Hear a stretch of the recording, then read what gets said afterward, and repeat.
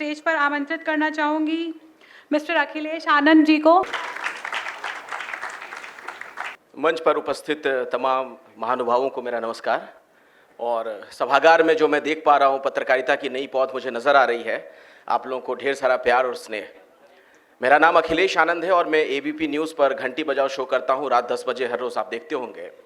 और मैंने इस बात का जिक्र इसलिए किया घंटी बजाओ शो का, क्योंकि आज जो विषय आप लोगों ने यहाँ पर रखा है बातचीत करने के लिए, जो एक सब्जेक्ट है कि मानवीय मूल्य और मीडिया एजुकेशन, नई शिक्षा नीति के उसमें पर्सपेक्टिव में, तो उस पर मैं ये कहना चाहूँगा कि दरअसल देखिए, पत्रकारिता के मूल में ही मानवीय मूल्य हैं।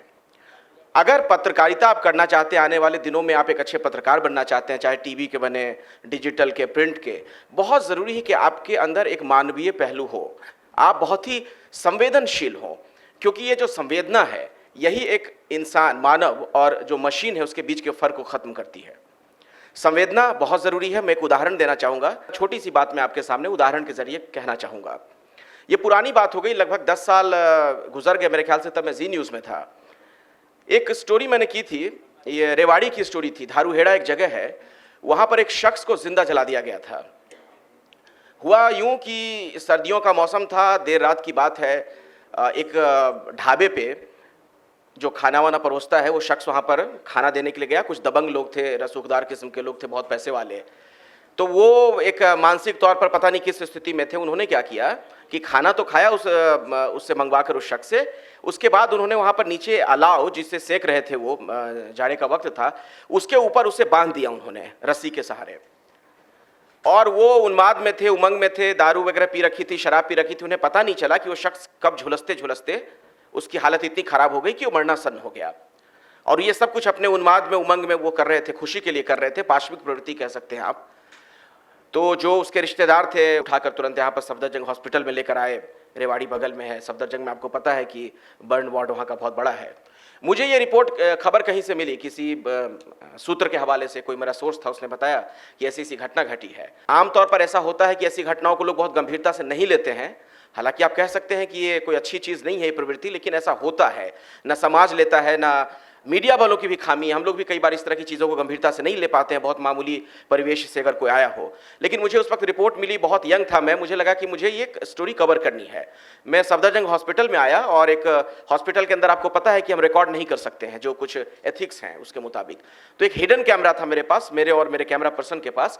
मैंने उसके पास जाकर सारी बातें उससे उगलवाई कि कैसे क्या हुआ, किसने तुम्हें जलाया, उसके नाम वाम पूछे मैंने, सब कुछ किया। वो रिकॉर्ड हो गया मेरे पास। 2 दिन बाद उस शख्स की मौत हो गई, बहुत ज़्यादा जल गया था वो। आप यकीन मानिए, मेरे पास जैसे ही उन लोगों को पता चला कि डाइंग डिक्लेरेशन है, कई लोगों के फ़ोन आने लगे। और फ़ोन सिर्फ डराने धमकाने वाले नहीं आते थे, बहुत मोटे पैसे वाले फ़ोन आते थे कि हम इतने पैसे देंगे, बस आपको इतना करना, आप टेप गायब कर दीजिए। और वो जो रिकॉर्ड हमने किया था सिर्फ मेरे पास था, तब तक वो संस्थान को भी मैंने नहीं दिया था, स्टोरी सबमिट नहीं की थी मैंने तब तक। अब देखिए, मैंने ये कहानी क्यों सुनाई आपको, यहीं पर मानवीय मूल्य की ज़रूरत आ पड़ती है। अगर मेरे अंदर संवेदना नहीं होती, अगर समाज को लेकर कोई सरोकार नहीं होता, अपने आसपास के लोगों को लेकर सरोकार नहीं होता, तो मैं शायद बिक जाता। मैं वो टेप दे देता और कई लाख रुपए तब मिल रहे थे उस ज़माने में, लेकर रख लेता मैं। ऐसा मैंने किया नहीं। और मेरे जो संपादक उस वक्त थे, अजीत अंजुम, कई चैनलों के संपादक रहे, अब डिजिटल यूट्यूब पर अपना वो काम करते हैं। उनको जब मैंने ये स्टोरी दी, आप यकीन मानिए बहुत धूम धड़ाके के साथ ये स्टोरी चलाई गई, और उसका इतना इम्पैक्ट हुआ, स्टार न्यूज़ पर स्टोरी चली थी उस ज़माने में, कि 4-5 वो जितने लोग थे वो पकड़े गए और सबको उम्र कैद की सज़ा मिली। तो ये मीडिया का एक सकारात्मक पहलू है। हम चीज़ें बदल सकते हैं, वो हमारे हाथ में है, हर व्यक्ति के हाथ में है। आप बहुत सारी नेगेटिव बातें मीडिया को लेकर सुनते होंगे, मैं कहता हूं मत सुनिए। बहुत कुछ अच्छी चीज़ें हम लोग कर रहे हैं। 2-3 उदाहरण है, जैसे हाथरस की घटना हो, उन्नाव वाली घटना हो। इन तमाम जगहों पर अगर मीडिया की भूमिका नहीं होती तो जिसके गुनहगार थे उनके साथ कुछ नहीं होता, वो आराम से निकल जाते। बहुत रसूखदार लोग थे। अभी हाल में एक ऑपरेशन त्रिनेत्र करके हम लोगों ने स्टोरी चलाई थी एबीपी न्यूज़ पर, 2 दिन पहले आपने खबर देखी होगी। उसमें हमने क्या किया कि दिल्ली में जो अभी एक घटना घटी थी, अगर आप लोगों में से बहुत लोगों को याद होगी वो चीज़, आग लगने की वजह से कई लोगों की जान चली गई थी। होता यूं है कि जो तमाम फैक्ट्रियां हैं, जो सघन आबादी वाले इलाके हैं, वहाँ पर कई जगहों पर क्या होता है कि कोई एनओसी लोग नहीं लेते हैं, सेटिंग हो जाती है एमसीडी से भी और फायर डिपार्टमेंट से, धड़ल्ले से वो चीज़ें चलती हैं। हमने स्टिंग ऑपरेशन किया, हमने कई ऐसे खुलासे किए, कई ऐसी फैक्ट्रियों को हमने बंद करवाया उसके बाद, और फायर डिपार्टमेंट पर भी उसके बाद दबाव बढ़ा, और उसके बाद तमाम छापे वापे शुरू हो गए।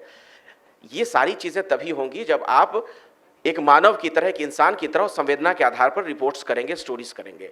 आपसे मैं ये उदाहरण इसलिए दे रहा हूँ, आपके सामने रख रहा हूँ, क्योंकि आने वाले दिनों में आप लोग पत्रकार बनेंगे, आप लोगों को बहुत कुछ करना है आने वाले समय में समाज के लिए, तो संवेदनशील होना बहुत ज़रूरी है सबके लिए। नई शिक्षा नीति में जो चीज़ें हैं उसके बारे में सर आपको बता ही रहे थे संजय जी, उसमें एक बहुत अहम बात जो है कि मानवीय मूल्यों पर बहुत जोर दिया गया है।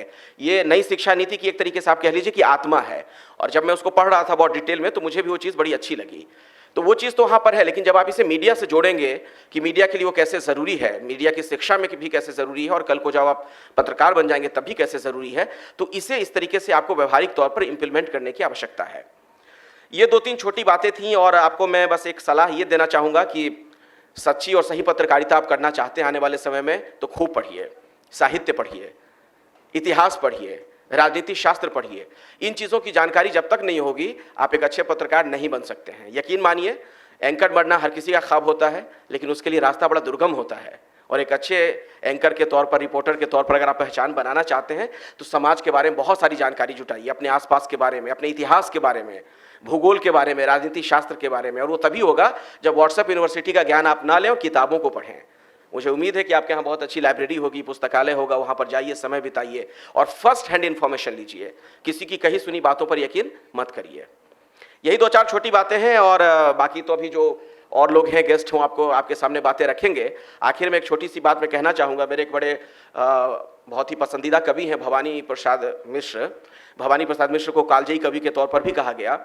उनकी एक बड़ी मशहूर लाइन है कि कुछ लिख कर सो, कुछ पढ़ कर सो, कुछ लिख कर सो, कुछ पढ़ कर सो, जिस जगह जगह सवेरे उस जगह से बढ़ कर सो।